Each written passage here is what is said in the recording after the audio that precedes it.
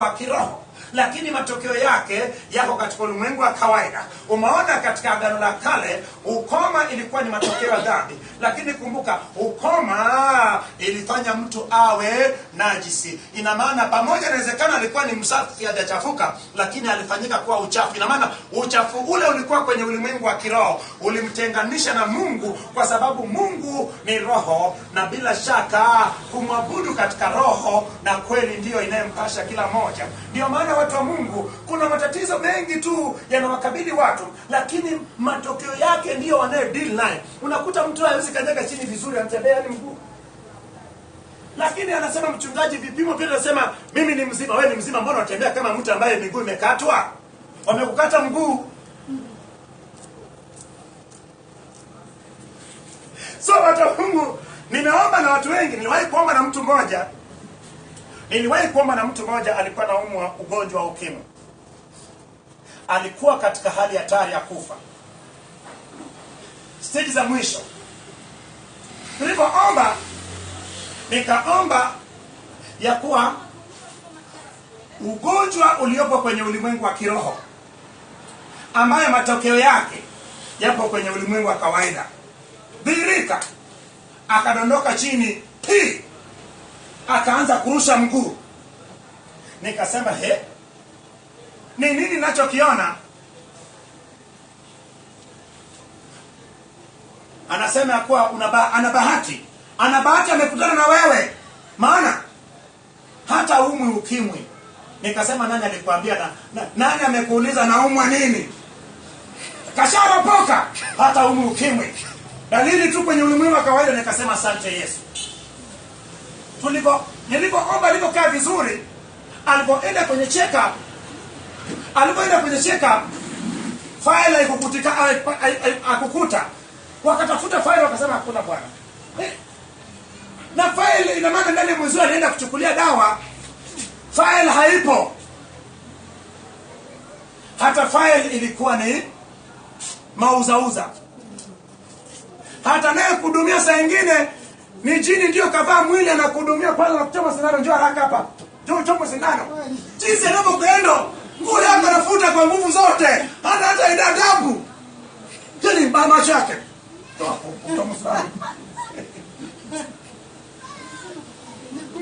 wanao mafaili zao. Nikashangaa, hivi imefanya faili potee mzima mpaka leo. Nasema watu wa Mungu, vitu vingi sana vinatesa watu sasa hivi, lakini sasa kinachoua watu sana ni dawa ambazo watu wanatumia. Mtu ameshakwambia kuwa hakuna tatizo, alafu anakupa dawa. Ndio maana yule kijana aliyekuwa ongei, yule nilirusha kwenye Facebook, yule kijana ambaye alikuwa ongei tangu mwaka jana, yule Gerald aliyetoka Marangu, alipoletwa nimwombee, ndugu yake moja akanipigia simu ya kwa mchungaji, sitaki mtoto huyo aletwe hapo kanisani muombe, nataka pelekwe hospitali. Nikamwambia mimi wala mchungaji George azuiaje watu kwenda hospitalini. Nikamwambia hospitalini aende, lakini Ibwengo pia tunabwengwa. Akasema itakiwi mtoto huyo atembee kwenye bagari akiletwa kwa. Nikamwambia ninapopelekwa hospitalini anapaishwa juu na ndege ama nakaa kwenye magari. So siku hiyo watu hao akapelekwa huyo kijana hospitalini. Hospitali nimehifadhi jina. Sasa yule kijana, kumbe aliyekuwa na mtibu ni profesa huyo. Akamwangalia, hakumpima. Akasema vijana wanapofikia miaka 26 wanapatwa na ugonjwa huo wa kutokuongea. Akamwandikia dawa moja, sijui 600, sijui 1000, na anaambia dawa hizo lazima meze mwaka. So huyo kijana alipotoka huko na ndugu zake wale, wakaniambia mchungaji, tumetoka huku lakini unakuja huko angalau na hizo dawa uziombee. Walipofika hapa, mimi nikawasikiliza, nikasema bila shaka amepimwa. Akasema yule daktari mkuu profesa hajampima. Nikasema nini? Hajampima? Amemwambia hawezi kumtibu? Akasema amempima, hajampima. Amesema tu ya kuwa kwa vijana wanaofikia miaka 24 mpaka 6 wanakuwa na matatizo haya. Yeye amemwangalia tu, amewapa dawa. Nikasema nisikilizeni, Kama akumpima, simruhusu kutumia dawa hizo. Pata picha. Wakasema lakini sasa mjomba tagombana. Nikamwambia tumieni akili, imeandikwa tuwe na akili kama na maarifa kama nyoka. Nikamwambia nyinyi ndio mnakaa naye. Wakiuliza mwambie natumia dawa. Wakaanza kumleta. Na jinsi nilipomwambia yule aliyekuwa anapinga kupeleka hospitalini ya kuwa aniachie nimwombee wiki 2 ataongea. Ni kweli ndani ya wiki 2 kama Bwana alivyosema, kijana yule alianza kuongea.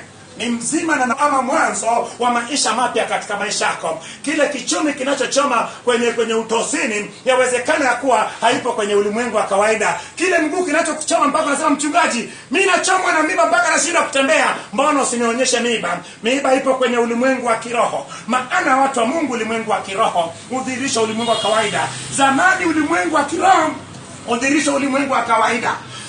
Sasa hivi udhihirisho ni ulimwengu wa kawaida, lakini ulimwengu wa kiroho. Zamani ulimwengu wa kawaida udhihirisho ulimwengu wa kiroho. Ndio maana nasema hivi, watu wa Mungu, imeandikwa hekima na maarifa ni silaha bora kuliko maombi. Umeomba miaka nenda rudi, umepigana ngumi ulizofundishwa na karate zote ulizofundishwa, umefyeka na kuchinja, lakini umekauka kuliko hata mti. Nasema ya kuwa shida yako, mtu wa Mungu, ipo kwenye ulimwengu wa kiroho. Lazima ubadilishe maombi yako. Aliyekufundisha kuwa unamfieka mchawi. Mchawi ana mashavu kuliko hata ya kwako. Mashavu ya mchawi ni dodo embe, lakini wewe mashavu yako yanakauka kwa sababu unafieka kwenye ulimwengu gani? Unafieka kwenye ulimwengu wa kawaida. Shida ipo kwenye ulimwengu wa kiroho. Nisikie amina kubwa. Amen. Iko kwenye ulimwengu wa kiroho. Wewe omba hivyo. Matatizo mengi hapo kwenye ulimwengu wa kiroho. When somebody is bewitching you, of course, what is talking against you? He is talking, and mark you that the outcome is in the physical realm, but when he's talking, he is confronting the spiritual realm. Nasema ya kuwa mtu anayekuloga, anayetaja katika jina la Yesu, na anamfanya mabaya mpate. Umeona anapofanya hivyo, ina maana anapiga ulimwengu wa kiroho. Sasa anapopiga ulimwengu, unapopa katika jina la Yesu, katika jina la Yesu, ndio maana wanakuambia yule mchawi anakuja kimwili tu. Wale paka wanaelia kwa nini unaomba kila siku alafu wapate. Unaomba katika jina la Yesu, ninavunja, ninateketeza, unaomba, unapiga ulimwengu wa kiroho. Nyao anakuja, nyao, nyao. Umpati ngoma na hujui hiyo sheria. Hebu tupigie Bwana makofi makubwa. Kila siku nyao wanakusumbua. Mchungaji silali usiku, wanaimba nyimbo zote. Nyao lini wakaimba nyimbo zote? Wanajua wewe si unafieka. Umejua, hata nikwambie, wachawi wamejua sana ulimwengu wa kiroho kuliko watu wa Mungu. Watu wa Mungu ni watu ambao wanatumia thorax, they are using thorax. Nguvu.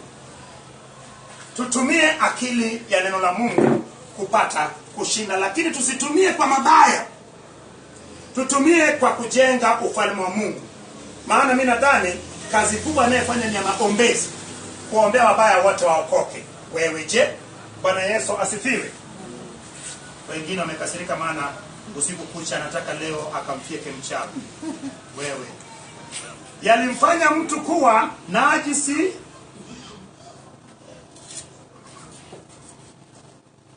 na najisi ilikuwa ni katika kidini, na maana kumbuka, mtu anapokuwa najisi hakuruhusiwa kushiriki zile sherehe na zile ibada ambayo zilikamilika katika utoaji wa wanyama pale katika hema ya makutano, na bila shaka ukuruhusiwa kushiriki ulipokuwa unakuwa ni najisi. Umeona sasa hivi hata unapotenda mabaya bado Bwana, tunaishi katika wakati wa neema, Mungu anakuruhusu bado uweze kufika mbele zake, uombe msamaha, uwe na ushirika naye. Nasema watu wa Mungu ya kuwa kama Mungu anapenda wote, tupende wote.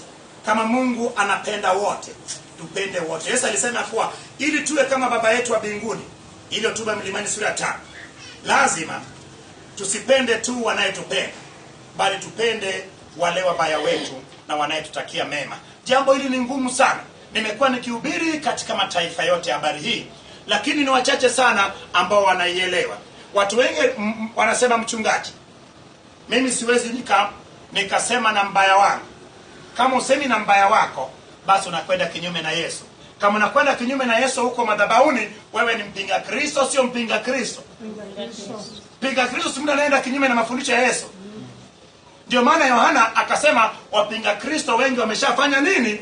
Wameshakuja. Afya ya taifa la Israeli ilihifadhiwa kwa kutengwa mwenye ukoma. Umeona sasa? Kumbe wana wa Israeli wanapotoka Misri tayari walishakuwa wamefanyika kuwa taifa. Walikuwa ni taifa sasa la Israeli. Lakini kumbuka afya ya taifa la Israeli. Maana kumbuka watu hao wote walikuwa nakaa ndani ya sehemu moja. Wanaposafiri wanasafiri pamoja. Wanapoweka kambi wanakaa sehemu moja. Ina maana zile hema zao kutokana na makabila yao ilikuwa inazunguka nini? Ile maskani ya Bwana. Ina maana pangekuwepo na kusambaa kwa ugonjwa, ina maana ingekuwa ni haraka sana. So afya ya taifa ile ilikaa vizuri kwa sababu ya kutengwa hao wenye ukoma. Maagizo hayakuwa kwa watu wengine bali kwa makuhani. Ilikuwa kazi ya makuhani kuangalia usafi ndani ya marago. Umeona, waliyekuwa wanaangalia usafi ndani ya ile kambi ya wana wa Israeli wakisafiri ama marago, walikuwa ni makuhani. Hebu pata picha. Kumbe sio tu kazi ya kuwapatanisha watu na Mungu pale katika hema ya makutano, lakini hata usafi uliokuwepo ndani ya marago makuhani walikuwa wanahusika nao. Kumbuka kuna mtu mwingine aliyekuwa anajua ni mgonjwa lakini asemi. Si unajua hata sasa hivi, mchungaji, umejua kifua kinanisumbua sana, ombea kifua. Kumbe wala sio kifua. Anajua kabisa amepata ugonjwa wa kisonono na msumbua. Amkuja mchungaji, anaweza kutembea vizuri. Umejua kifua yani.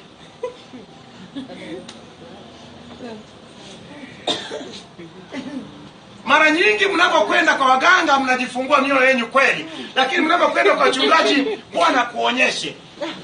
Bwana akumuonyesha Elisha habari za yule mwanamke wa Sarepta aliyefiwa na nini? Na mwanae.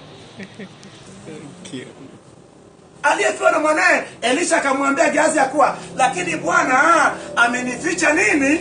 Amenificha kilichomleta. Elisha anamuuliza, je, mume wako hajambo? Hajambo. Mtoto hajambo. Lakini alipokuja akaanguka kwenye mguu wa Elisha. Elisha anamwambia Gehazi ya kuwa, Bwana hajafanya nini? Hajanionyesha. Sio kila kitu Mungu anamuonyesha mtumishi wa Mungu. Ukiona unaona kila kitu duniani hapa, basi hiyo ni macho ya shetani.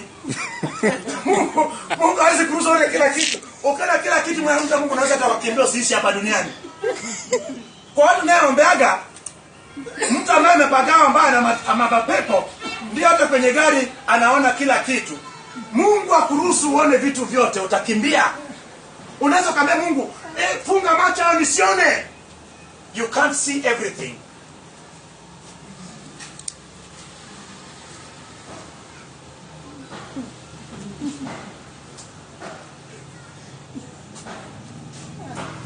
Sheria zile zilitolewa ili kuwasaidia makuhani kugundua ugonjwa ule katika hali yake ya mwanzo, ili isije ikafanya nini? Ikaenea. Ina maana ilipokuwa inaanza tu moja kwa moja, makuhani walikuwa na uwezo wa kuitambua. Ndio maana walikuwa haraka unatengwa na watu wengine siku 7, unatazamwa, lakini tena siku 7 nyingine. Ina maana hizo sheria ziliwapa makuhani uwezo wa kuitambua ugonjwa katika mwanzo wake, ili kuzuia ugonjwa isienee katika ndani ya marago. Ndio maana watu wa Mungu, ukiona dhambi linasumbua maisha yako, mwendie mchungaji, mwambie mchungaji, hii dhambi ya uzinzi inanitesa. Kuna dhambi inayokuzinga kwa wepesi. Kuna mtu mwingine yani kaongo kupitiliza. Kuna mtu mwingine yani ana wivu kupitiliza, ana wivu mpaka anakaribia hata kujinyonga. Kuna mtu mwingine yani umbea mtindo mmoja. Kuna mtu mwingine kusengenya. Umemwona? Ona. Kwani kuona si jambo la kawaida? Nimemwonaje? Umemwona? Unaona? Kuona si tuna watu, wewe unaona watu, tunaona wote. Tambua ile za adui shetani kwa maneno yao. Je, shetani alipoingia nyoka alimwendeaje Hawa? Eti umemsikia? Msikia eti. Mwambie toka zako hapa shetani. Nipishe niende zangu.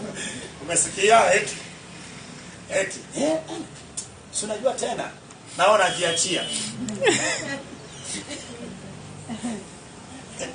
Wote watoto wa shetani, muhini na muhiniwa, njia yao ngapi? Moja.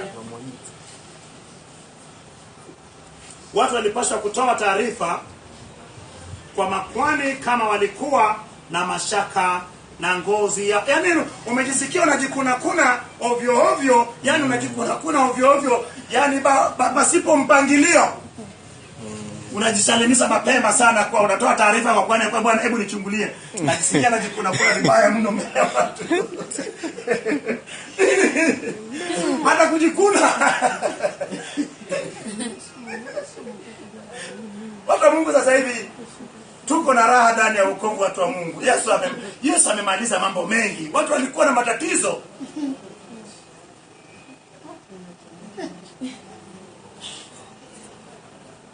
Iwapo walipata uhakika kwamba ugonjwa wa mtu ulikuwa ni ukoma, mtu hakutengwa tu, bali alipaswa kuishi nje ya marago. Sio tu kutengwa, eti kaa hapa, hapana. Yani nje kabisa. Usiku huko umekaa peke yako kwenye, alafu zilikuwa nyumba, zilikuwa hema. Yamkini simba naye anasikia njaa. Anazurura. Amaliza na wewe mapema huko, Bwana vive. Maana unakaa nje peke yako. Miriam alikaa nje ya marago siku 7. Hiyo tu ilikuwa ni nini? Hiyo tu ilikuwa ni adhabu tosha.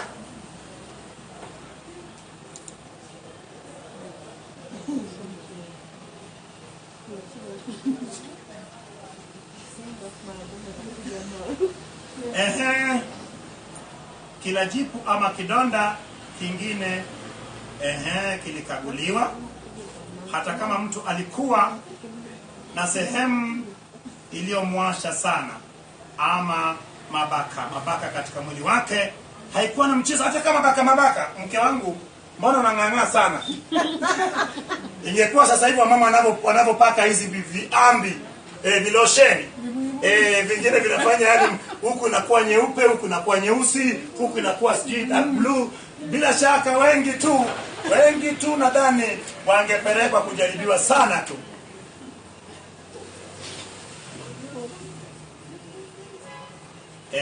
Kama mtu alionekana kuwa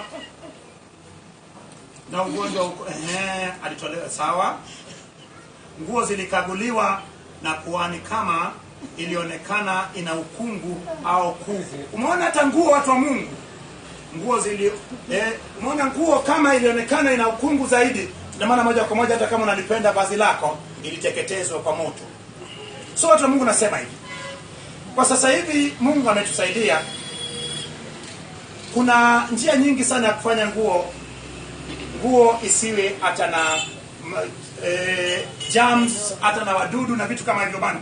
Hata sabuni zinazokuwepo sasa hivi nadhani zinakuwa na dawa, si ndio? Sasa hivi sidhani kama kuna mtu nguo zake inachawa. Hizo almost zinaua chawa. Wahindi wanachawa sana.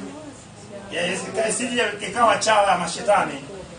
Sasa hivi hata pasi tu, watu wa Mungu, hata pasi unayonyosha nguo, si wale chawa wanakufa. Kwenye nywele basi hawaogi. Bwana Yesu asifiwe.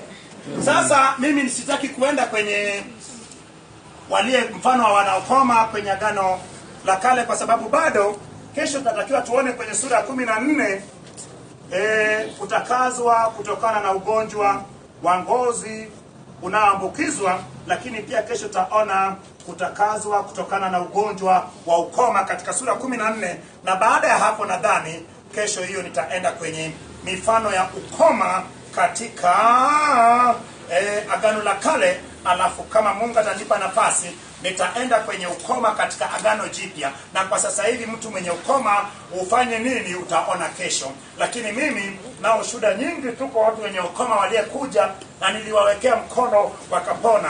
Kuna siku mtu mmoja alikuja akiwa na ukoma, kuna watu wako hapa. Watu hao walimuogopa kumgusa. Nione waliokuwepo siku ile. Wewe ulikuwepo na yule alikuwepo. Sasa watu wakawa wanaogopa kuniambia mchungaji, maana mtu yule watu alikuwa hawataki kumuombea kanisani. Akaja nikamwambia mbona mnaongea peke yenu? Mchungaji nataka tumlete huyu, nikasema mleteni. Sasa naona watu wanashangaa kwa na mimi nitakukimbia. Akasema mchungaji, mimi ni mwaka sasa wa pili niko kanisani, hakuna mtu ambaye huwa ananiombea. Nikamwambia ni kweli. Watu wa Mungu, nilijawa na huruma kweli kweli. Niliomba, yeye alikuwa amefunga, yani amevaa socks mpaka huko. Mikono ile yote ilikuwa inatoka maji mpaka miguu yote. Niliingiwa na huruma kweli kweli, niliomba nikilia, nagusa mwili wake wote mpaka mikono hiyo yote. Watu wa Mungu, nilimwombea mara ngapi? Alikauka pale pale mpaka sasa hivi anafanya kazi. Lakini niliomba nikilia, sikulia kwa sababu ya kumuombea, nilikuwa nalia kwa sababu mtu amekaa kanisani miaka miwili, watu wanaogopa kumuombea kwa sababu wanaogopa wakimgusa watapata kwa yamkini walisoma huko wakaona kuwa mwenye ukoma hatakiwi kufanya nini? Kuguswa. Nasema hivyo watu wa Mungu. Yesu aliweka mkono juu ya watu. Weka mikono juu ya watu. Usiogope watu wa Mungu. Watu wengine wamefundishwa kuwa usisalimie mtu, usishike mkono wake bwana, usije ukafanya nini? Usije ukaambukizwa magonjwa. Watu wa Mungu, aliyepo ndani yetu ni mkuu na yeye ni muumbaji. Nasema ya kuwa kama kweli watu wa Mungu, mimi nagusa watu wengi sana. Kama kuna huduma ambayo Mungu amenipa ni ya kuombea watu. Na watu wa Mungu, kama ugonjwa wa kuambukizwa kwa sababu ya kugusa watu ama hewa, naomba na watu wengine wanakohoa, wengine mafua ya kukata na shoka. Lakini mimi naweka mkono juu yao, naongea kwenye masikio yao katika jina la Yesu. Mzima mpaka leo sijapata kuona na meza dawa katika miaka 10 na hata kwenda hospitalini. Kwa nini nisimshukuru Mungu? Hebu nisaidie kumshukuru Mungu kwa ajili ya kuniweka mzima.